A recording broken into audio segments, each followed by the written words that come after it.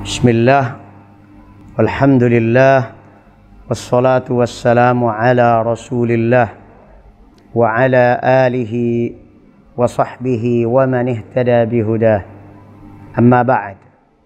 Kita memasuki pembahasan babun minasyirki lubsul halqati wal khayti wa nahwihima li raf'il bala'i au daf'ih.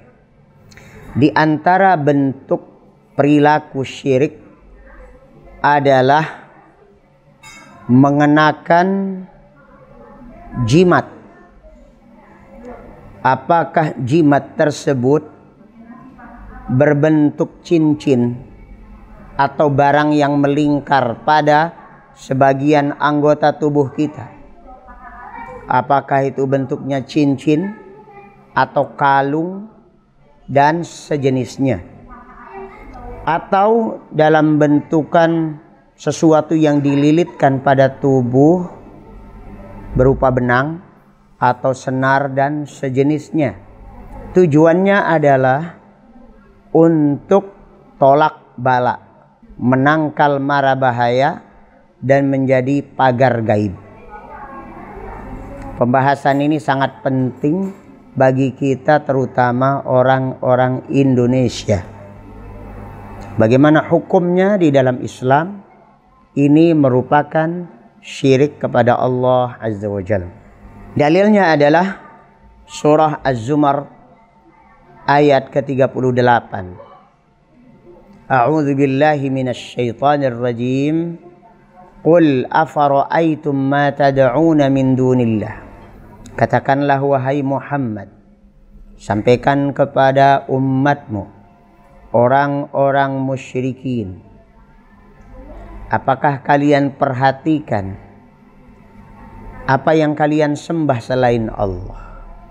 In aradani Allahu bidurrin, kalau Allah menghendaki aku sakit, hal hunna kashifatu durri, memangnya Tuhan-Tuhan kalian, jimat-jimat yang kalian andalkan itu bisa menghilangkan penyakit dariku? Au aradani birahmatin, hal hunna mumsikatu rahmatih, atau sebaliknya, apakah jimat-jimat kalian itu bisa menolak rahmah Allah, karunia Allah, jika Allah menghendaki memberikan rahmahnya padaku? Qul hasbiyallah, katakanlah wahai Muhammad, ucapkan hasbiyallah, cukup Allah saja bagiku yang menjamin keselamatanku. Alaihi yatawakkalul mutawakkilun, kepada Allah sajalah hendaknya orang-orang yang beriman bertawakal. Saudaraku kaum muslimin yang kami cintai karena Allah Azza wa Jal, kemudian Syekhul Islam Muhammad ibn Abdul Wahhab rahimahullah menyebutkan dalil dari hadis Nabi sallallahu alaihi wasallam an Imran bin Husain radhiyallahu an,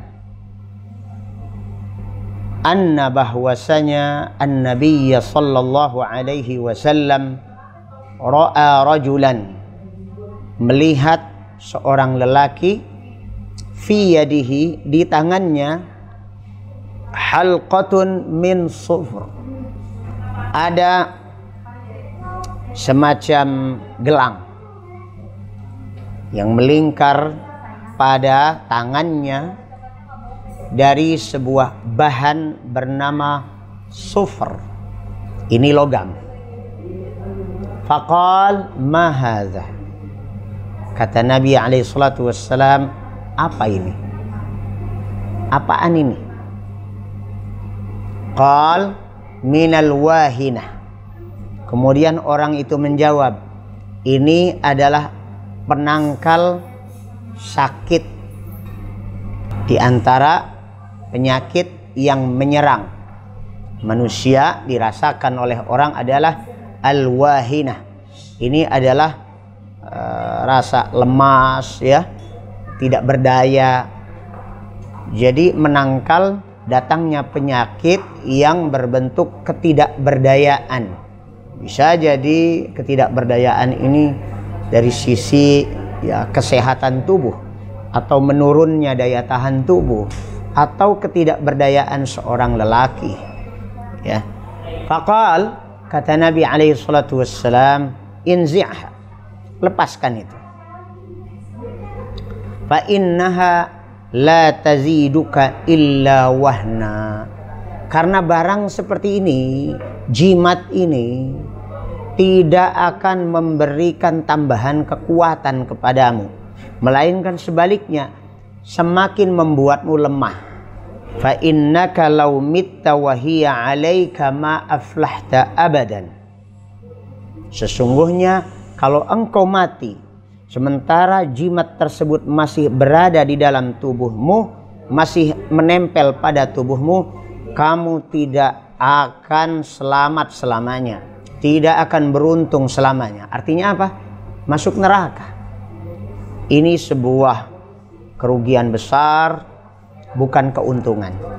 Maka dari itu, Bapak Ibu sekalian, kaum muslimin yang kami cintai karena Allah, barangkali ada di antara kita yang memakai gelang, kalung, cincin, atau kain-kain yang kemudian dikalungkan atau ditempelkan mungkin pada anak kita, pada orang hamil.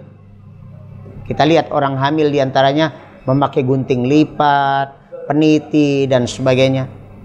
Tujuannya adalah untuk menangkal gangguan syaitan. Ini minal wahinah. Ini termasuk daripada jimat untuk menangkal mara bahaya ini. Ya. Maka harus dibuang, ditinggalkan, dan tidak boleh ada keyakinan bahwasanya kita bisa selamat dari bahaya dengan barang-barang seperti itu. Selanjutnya, dalil berikutnya, walahu an Uqbah bin Amir marfu'an. Uqbah ibnu Amir meriwayatkan secara marfu' dari Rasulullah sallallahu alaihi wasallam. Apa kata Nabi? Man ta'allaqa tamimatan fala atammallahu lah. Barang siapa yang mengikatkan tamimah, jimat, pada dirinya dan dia bergantung pada barang tersebut, maka semoga Allah tidak menyempurnakannya. Wa man ta'allaqa wada'atan fala wada'allahu lah.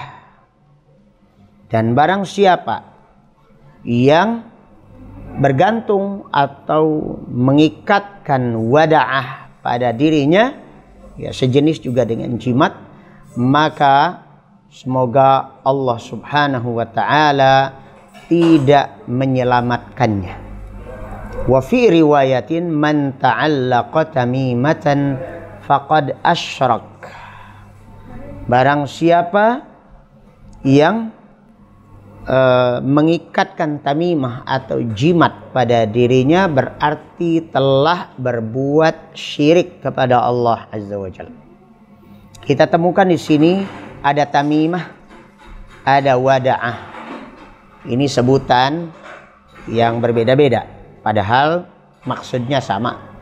Hanya saja wada'ah itu biasanya diambil dari cangkang makhluk yang dari laut, barangkali siput dan sejenisnya, kemudian dijadikan mantra-mantra. Kita perhatikan ada orang-orang yang kehidupannya dekat dengan laut, mereka mengumpulkan cangkang-cangkang kerang misalnya, kemudian dijadikan kalung dan dibacakan mantra-mantra sebagai penolak mara bahaya. Yang melakukan hal-hal seperti ini berarti telah berbuat syirik kepada Allah azza wa jalla. Terakhir, dalil yang disampaikan oleh Syekhul Islam Muhammad ibnu Abdul Wahhab rahimahullah dalam bab ini, walibni Abi Hatim an Hudzaifah radhiyallahu anhu bahwa beliau ra'a rajulan fi yadih, bahwa Nabi sallallahu alaihi wasallam melihat seseorang di tangannya ada khaytun minal humma faqata'ahu.